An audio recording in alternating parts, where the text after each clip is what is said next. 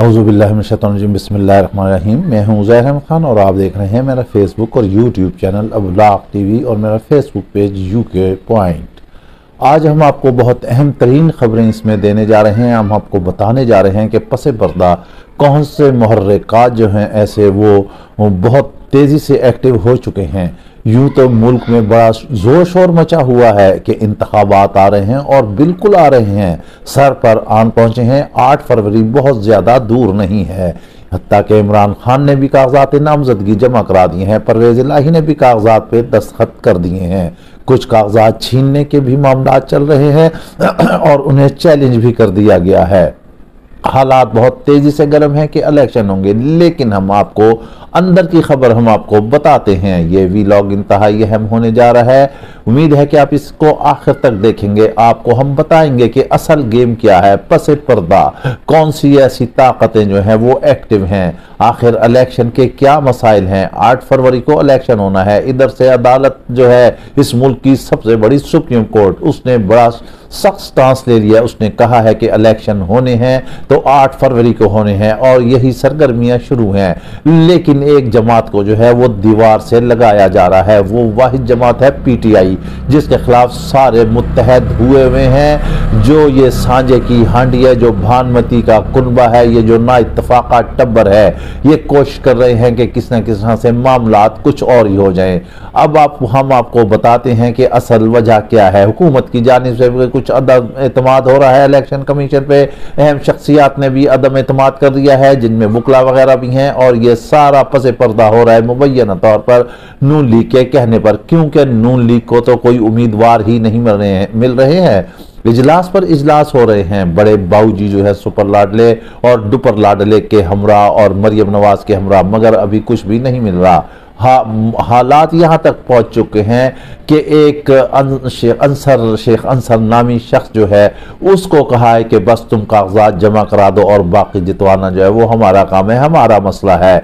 दरअसल गेम है आसिफ अली जरदारी की, वो भी पसे पर्दा है, जाहिर है वो भी सियासत के खिलाड़ी हैं, सियासत के मैदान में रहे हैं, उम्र गुजार दी है, कैदोबंद काटी हैं, जेलें काटी हैं, सौबतें काटी हैं। उन्हें भी पता है और नून लीग को भी पता है कि उन्हें वोट ज़रा भी नहीं मिलना। उनकी जो है सियासत वो इस वक्त टका टोकरी हो चुकी है, वो किसी सूरत जीत नहीं सकते। यही वजह है कि अब रह गया है पीछे कब्जा माफिया, और कब्जा माफिया ही आएगा। यही दोनों जमातें काम कर रही हैं कि ज़बरदस्ती लाकर डरा धमकाकर किसी ना किसी तरह कैंडिडेट्स को खड़े कर रही हैं। क्योंकि जो पीटीआई के साथ हो रहा है, आप देख लें उमर नियाजी के जैसे वालिद साहब का बयान आया है, वो सोशल मीडिया पर चल रहा है कि उनसे कागजात जो है वो छीन लिए गए। वो मामलात क्या हुए, उस्मान डार के हालात देख लें, वहां घर में जो कुछ हुआ, और उस्मान डार फिर जो सब पोशीदा थे वो मंजर आम पर आ गए हैं। लिहाजा वाइब्स ये आ रही हैं, सिलसिले ऐसे जुड़ रहे हैं, डॉट्स ऐसे कनेक्ट हो रहे हैं कि इलेक्शन होते हुए नजर नहीं आ रहे हैं। 8 फरवरी को जो है इलेक्शन होते हुए नजर नहीं आ रहे हैं, क्योंकि अवाम ने फैसला किया है अपने कप्तान के हक में, इमरान खान के हक में। पहले तो लोग कहते थे कि 95% हो गया। अब जो हुकूमत ने ये इकदाम उठाए हैं, जो आप ये देख लें, जो ऑनलाइन डिजिटल जलसा हुआ था पीटीआई का, उसने इन सब के ताबूतों में आखिरी कील ठोक दी है। उसके बाद इमरान खान जो है 100% हो गया है। पीटीआई जो है वो क्लीन स्वीप करेगी।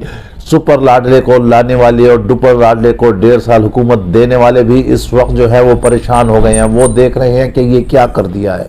हमने तो नवाज शरीफ पे हाथ रखा था, मगर नवाज शरीफ जो है कतई तौर पर दिल्ली दूरस वाला खाता है। अवाम में कोई पजीराई नहीं है, कोई मामला नहीं है, इन्हें कोई वोट नहीं मिलना, जितना मर्जी जोर लगा लें, इनको कोई उम्मीदवार नहीं मिल रहे हैं। इसी वजह से अब इलेक्शन के खिलाफ कुछ कुव्वतें जो हैं वो एक्टिव हो गई हैं कि 8 फरवरी को इलेक्शन ना किए जाएं। अगर इलेक्शन होंगे तो जीत होगी कप्तान की, इमरान खान की, वही जीतेगा। ना नून लीग को वोट मिलेंगे, ना पीपल्स पार्टी को वोट मिलेंगे। जरदारी की सियासत भी खत्म हो जाएगी, नवाज शरीफ की भी सियासत खत्म है।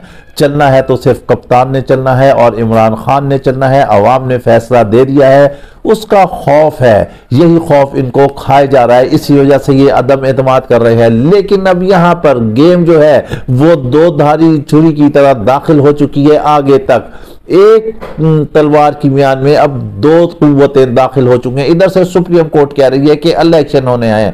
अब देखना यह है कि सुप्रीम कोर्ट अपनी साख को कितना बहाल रखती है, वो अपनी साख को कितना बचा सकती है, वो अपने अहकामात पर कितना अमल करा सकती है। उसने कहा है कि इलेक्शन होंगे, हर सूरत होंगे, पीटीआई हर सूरत तैयार है, इमरान खान हर सूरत तैयार है, उन्होंने अपने उम्मीदवार फाइनल कर लिए हैं। लेकिन कुछ कुव्वतें ऐसी हैं जो चाह रही हैं कि इलेक्शन ना हो सकता है कि बहुत बड़ी तब्दीली इसी महीने में आपके सामने आ जाएगी, जिसकी वजह से इलेक्शन का धर्म तख्ता हो जाएगा। हमें भी कुछ ऐसा ही लग रहा है।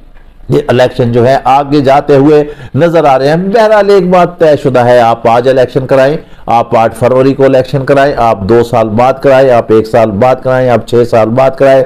अब आपने मोहर लगानी है, उसने ठप्पा लगाना है तो पीटीआई पे लगाना है। आप जितना मर्जी फरार हो जाएं, आप जितने मर्जी भागते जाएं, आप जितने मर्जी इलेक्शन को दूर ले जाएं, मगर जो अवाम का फैसला है वही फैसला है। उसने इन सियासतदानों के मकरू चेहरे देख लिए हैं, वो करप्ट लोगों को जान चुकी है, वो मनी लॉन्डर को जान चुकी है, वो अवाम के हकूक सलब करने वालों को जान चुकी है, वो मुल्क की मईशत को तबाह करने वालों को जान चुकी है, मुल्क की तरक्की के रास्ते मसदूद करने वालों को जान चुकी है। वो जान चुकी है कि किन किन लोगों ने बैरून मुल्क अपनी जायदादें बनाई और किन किन लोगों ने हकूक के अवाम सलब किए। अवाम ने जिनको मुंतखब करके भेजा था ऐवानों में, उनके अपने ही शिकम, उनके अपने ही दोजख नहीं भरे और अवाम भूखी मरते रही। लिहाजा अब अवाम का दो टोक फैसला है, आज इलेक्शन कराएं, 5 साल के बाद कराएं, 10 साल के बाद कराएं, 2 साल के बाद कराएं, 3 साल के बाद कराएं।